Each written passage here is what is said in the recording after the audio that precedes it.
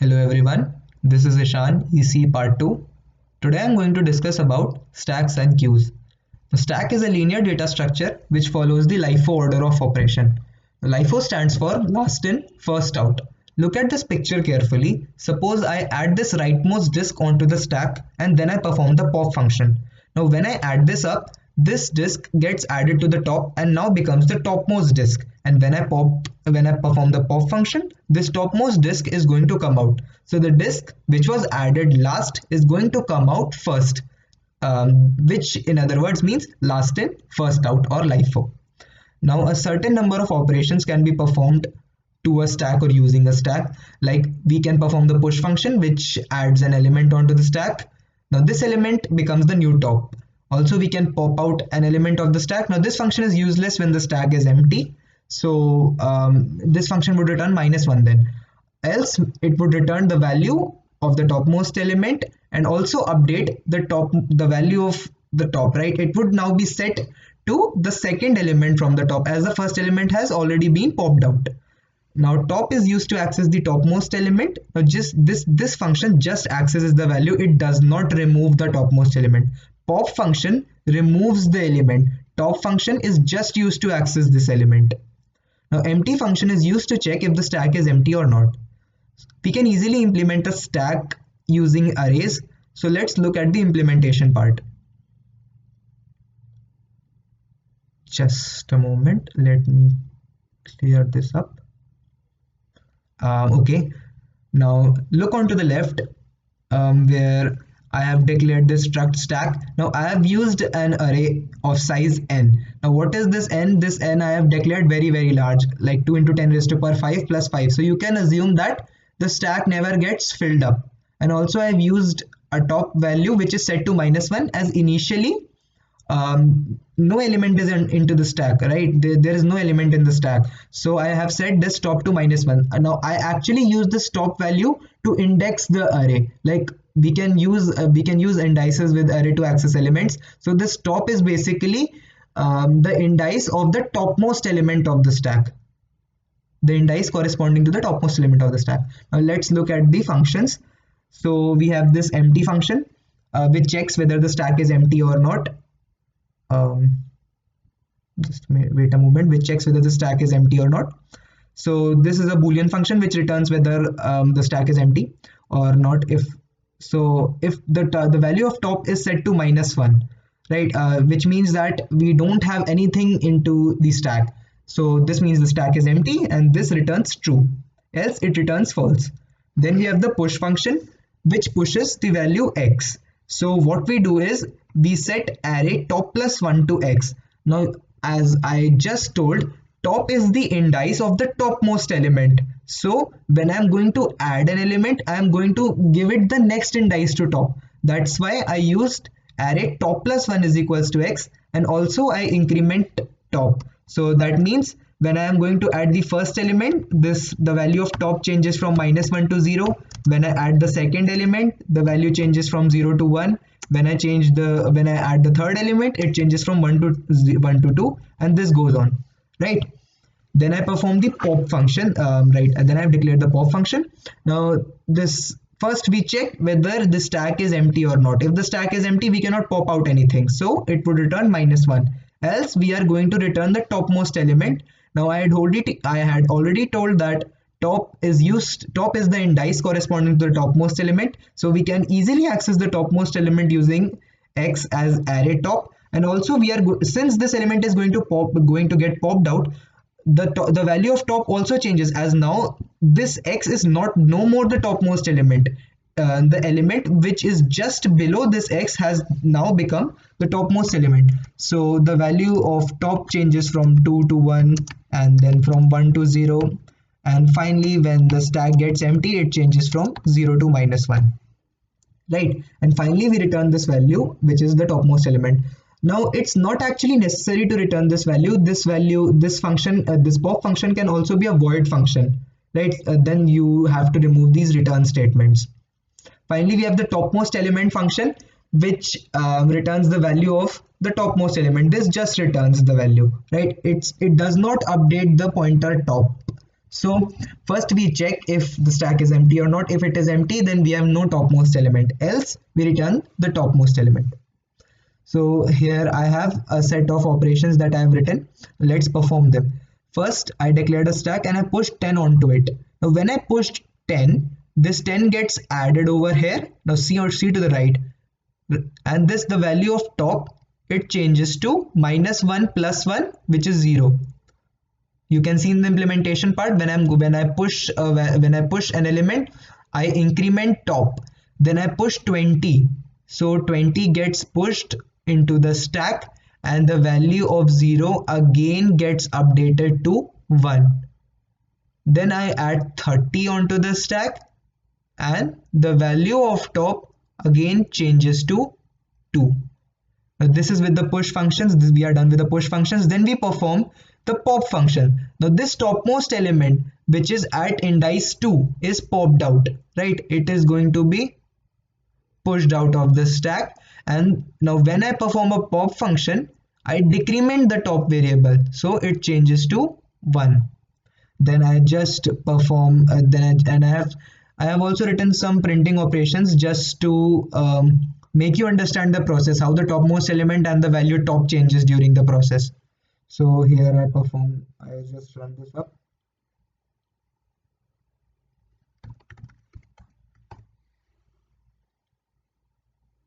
Yes, see now, after the first push function, the topmost element was 10 and the value of top was 0. After the second push function, it was 20 and the value of top was 1. After the third push function, the value of topmost element was 30 and the value of top was 2. So now we perform a pop function, which is on line 65. See carefully, I have also highlighted it. When I perform this pop function, this value 30 is going to be popped out. This value 30 is returned and value of top is decremented. So now top becomes, from 2 it changes to 1, as you can see in the result portion, like see over here, right? And finally I again print the topmost element, which has now become 20 because 30 has been popped out of the stack, right? We don't have a 30. And finally this is the remaining stack, right? Now the standard template library. Now let's come to the standard template library. The stack is also offered by the standard template library. It's the built-in data structure that this STL provides us. Now suppose you need to store elements of data type T in the stack, then you can do so by writing the following statement: stack T, which is the data type, and the name S. Now T can be anything and S is the name of the stack, which can obviously be anything. So this built-in data structure supports the following functions. Like the empty function, which checks whether the stack is empty or not, the size function, which returns the size of the stack, the top function, which returns a reference to the topmost element of the stack, the push function, which adds the element G at the top of the stack, this pop function, which deletes the topmost element of the stack. All of these functions are constant time operations. They have a time complexity of O of 1, which because we are not running any loops, we are just updating the pointer. So now what is the basic difference between a stack and a vector? Now you cannot access elements by indices on a stack. You can only access the topmost element of a stack. You cannot access any element unless all the elements above it have been actually popped out of it. Therefore, in my opinion, a vector is actually better than a stack as it has much more functionalities, right? Okay, let's have a look at the STL stack as well. Now I declared a stack using stack int s. Now I declared a stack of integers s. First I pushed 10, then I showed the topmost element, that is using s.top. Then I again pushed 20, I pushed 30, again I displayed the topmost element. Then I popped out and I displayed the size of the stack, and I checked if the stack is empty or not. Now this prints 1 if the stack is empty, else it is going to print 0. Then I again perform 2 pop functions. Now after 3 additions and 3 popping out functions, the stack size is going to be 0 and the stack is going to be empty as well. So let's see the output of the program.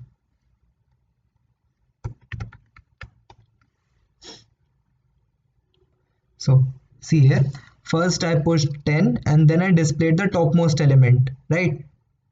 So the topmost element was 10 because I had only added 10. Then I added 20 and I added 30, and again I displayed the topmost element here on line 32.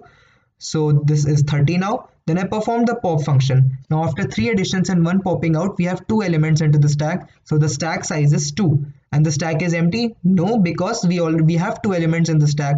So the stack is not empty, and here on the 4th line of the output we get a 0. Then I perform 2 more functions, 2 more pop functions. Now after 3 additions and 3 subtractions, the size of stack reduces to 0, which we see on the 5th line of the output, and the stack is empty, so it is going to return true, and it prints 1 if the value returned is true. So this is the STL stack.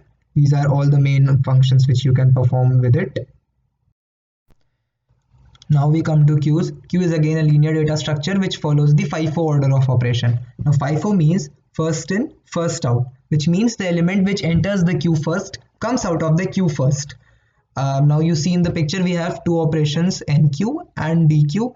NQ is used to add an element at the back of the queue, and DQ is used to remove an element from the front of the queue.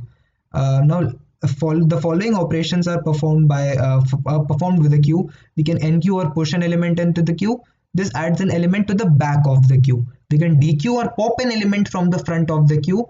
Now this is done only if the queue is non-empty, and this removes an element from the front. The front is used to access the front element, back is used to access the last element, and empty returns if the queue is empty or not.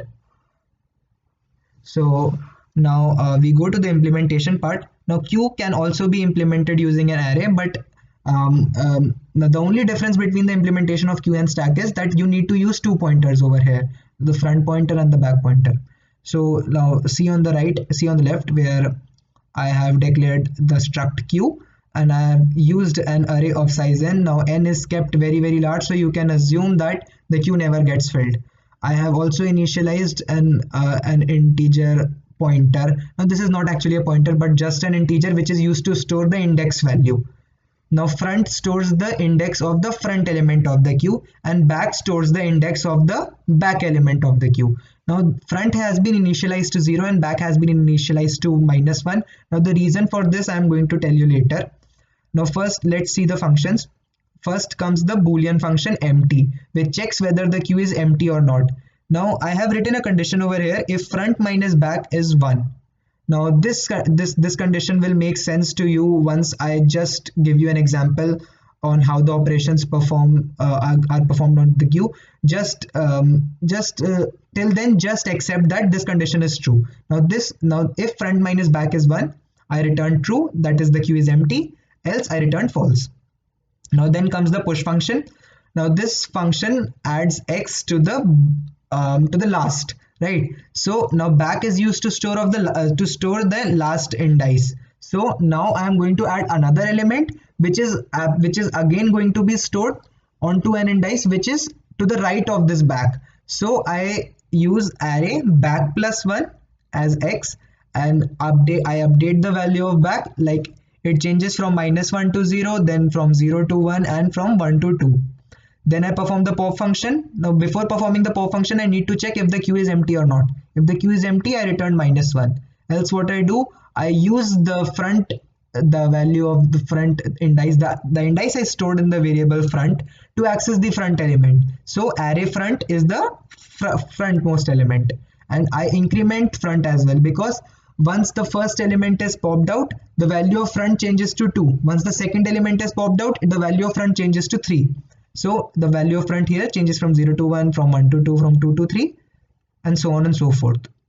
Now then we have 2 other functions, frontmost element and backmost element. The frontmost element returns the value of the queue's front, right? It returns the value which is stored at the front indice, and backmost element returns the value which is stored at the backmost indice.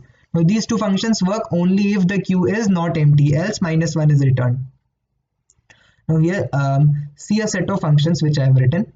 First I push 10 into the queue. Now when I push 10, the following things happen.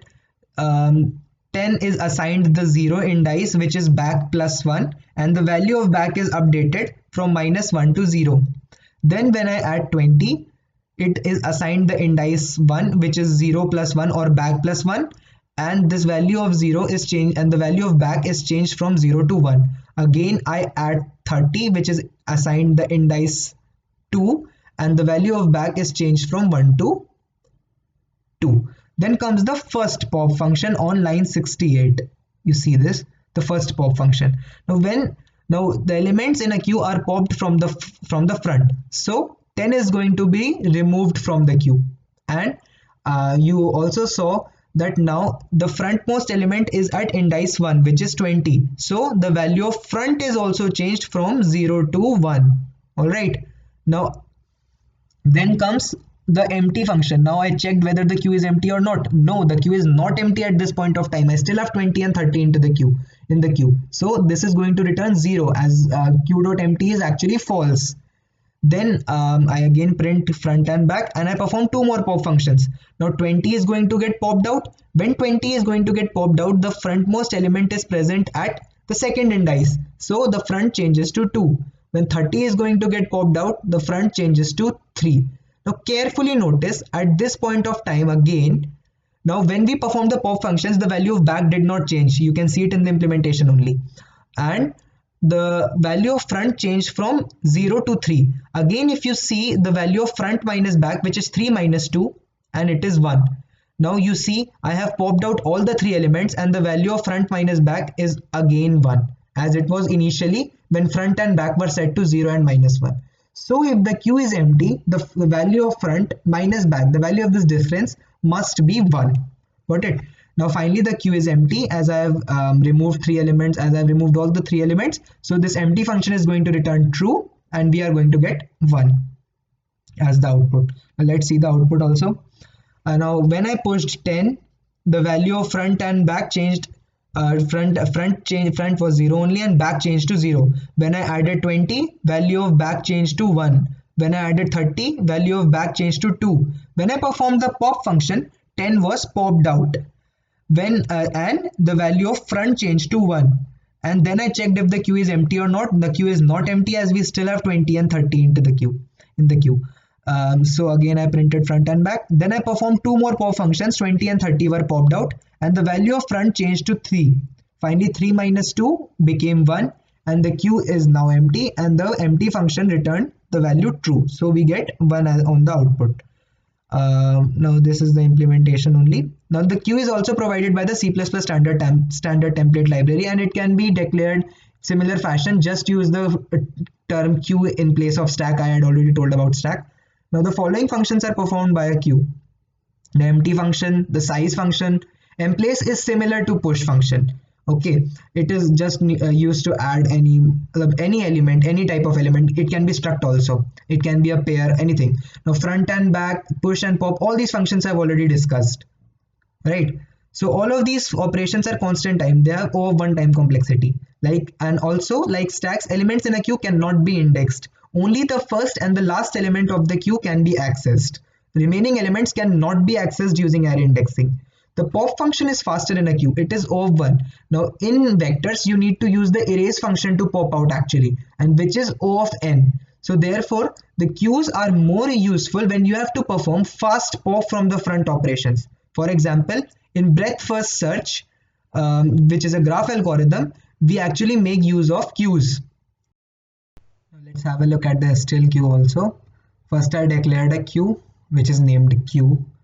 Then I pushed 10. Now when I pushed 10, front and back element both are 10.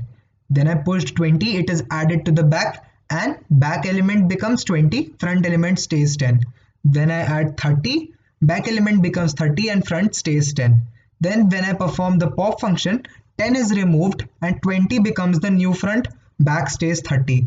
When I again perform pop, 20 is removed and both front and back now become 30. Now finally when I perform the pop function, 30 is also removed and this queue.empty function is now going to return true value. So let's see the output also. As you can see, the value was initially 10 and 10, then it became 10 and 20. When I added 30, it became 10 and 30. When I first performed the pop function, value became 20 and 30. Finally, it became 30, and when all the pop functions were performed, the queue.empty function also returned the value true. Finally, we come to Deque. Now, Deque stands for doubly ended queue. Deque is a generalized version of queue. data structure that allows insertion and deletion at both ends. Means you can add element at the front and remove an element from the front. You can add element at the rear and you can remove an element from the rear. So it's just a modified form of queue which permits you to add at both the ends. Now the C++ standard template library also provides a data structure for DQ as well, and it can be declared in a much similar fashion like both the queue and stack. Like here DQ of data type T, DQ, where DQ is the name as well. So T can be any data type, and you can have any name for your data for your DQ. So the DQ supports the following functions. Now there are many functions actually. The insert function. Now this inserts an element and returns an iterator that points to the newly inserted elements. Now if you want to insert k before the jth index, you write dq.insert dq.begin plus j comma k. Now this has a time complexity of O of n, as what happens when you insert an element, the elements which were just behind, which are going to come just behind the current element, have to be shifted to the right. Therefore it has a time complexity of O of n. Then we have the push front function, the push back function, pop front function, and the pop back function. Now these functions, what they do is quite clear from their names, and all of these functions are O of 1 because we are not running any loops, we are just adding or removing from the ends. All right, then the front and the back, which return the frontmost and the backmost element. Then we have the clear function which clears out the DQ. Like now we have, once we call the clear function, all the elements from the queue would be removed. Then we have the erase function. Now this is used to remove any element from the container from any specified position or range. Now erase function can also remove an elements for a certain range as well.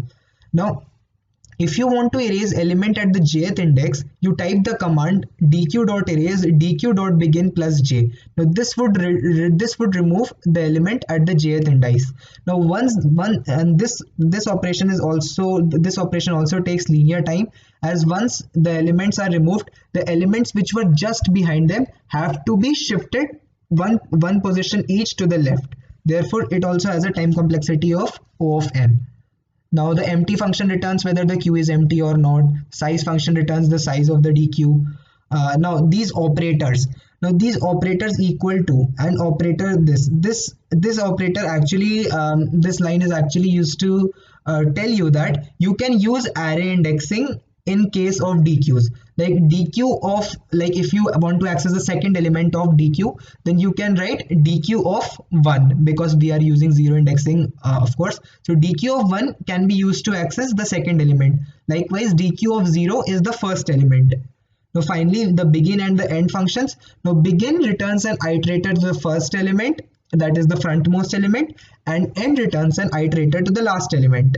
Now you will get more clear to it once you see some examples. Like this is a sample program that I wrote using this STLDQ.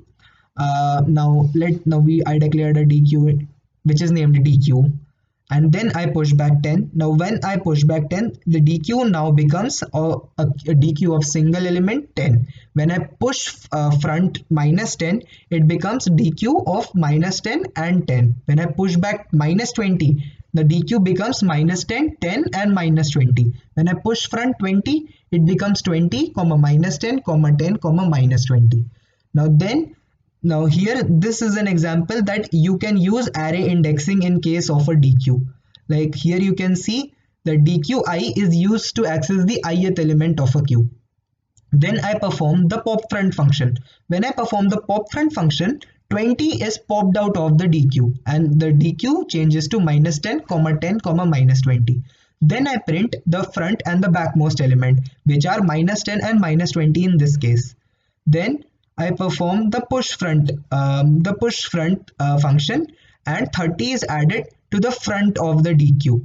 Now the DQ changes to 30, minus 10, 10, minus 20, right? Then what I do, I use these operators, which is the array indexing and the equal to operator. Now both these operators cannot be used in case of stacks and queues, but in case of DQs this can be done.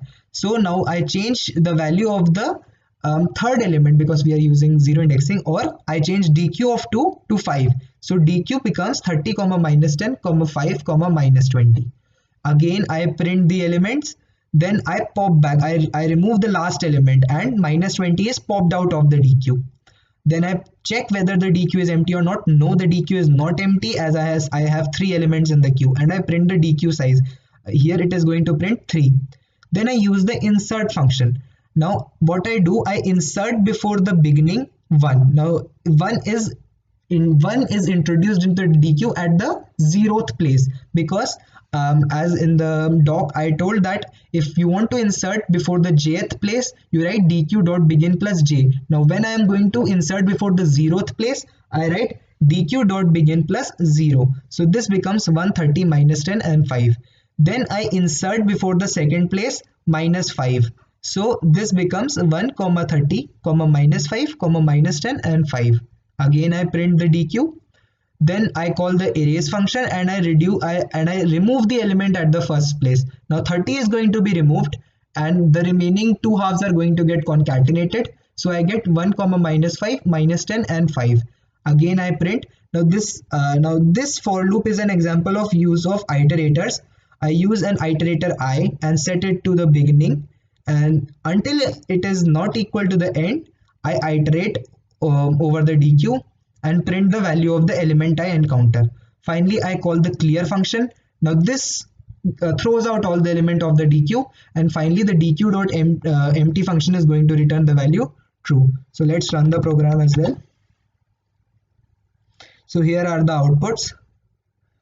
Let's go to the first call where the DQ was 20 comma minus 10 comma 10 comma minus 20, and here it is the same. Then when I performed the pop front function, DQ became minus 10 comma 10 comma minus 20, and the front and the back element are minus 10 and minus 20.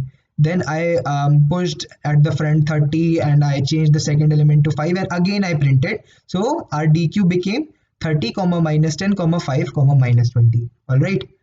Then I popped back and I checked if the DQ is empty. No, it is not empty, so I get a 0 and I print the DQ size, which is 3. Alright, then I inserted at the beginning. Again I insert before the second indice I insert minus 5. So the finally the DQ, that is, it becomes 1 comma 30 comma minus 5 comma minus 10 and 5. Finally I print it again. Then I erase the element at the first place, so 30 gets removed and the DQ becomes 1 comma minus 5 comma minus 10 comma 5. I again print it, so it becomes 1 comma 5 comma minus 10 comma 5. Then I use the iterators, and again the same DQ is obtained, because iterators are another way to just iterate over the DQ. Then I clear out the DQ, and finally I call the DQ.empty function, which returns true value now. So these are all the functions that you can use with the DQ. Now here are some articles which you can refer. These are all from basically Geeks for Geeks. Now in competitive programming, try to use the STL data structures, because they are like already implemented. You don't have to write the code. You don't have to implement these structures again during the questions. And here are some problems for practice as well. These are from like Hacker Earth and from HackerRank. All right. So thank you.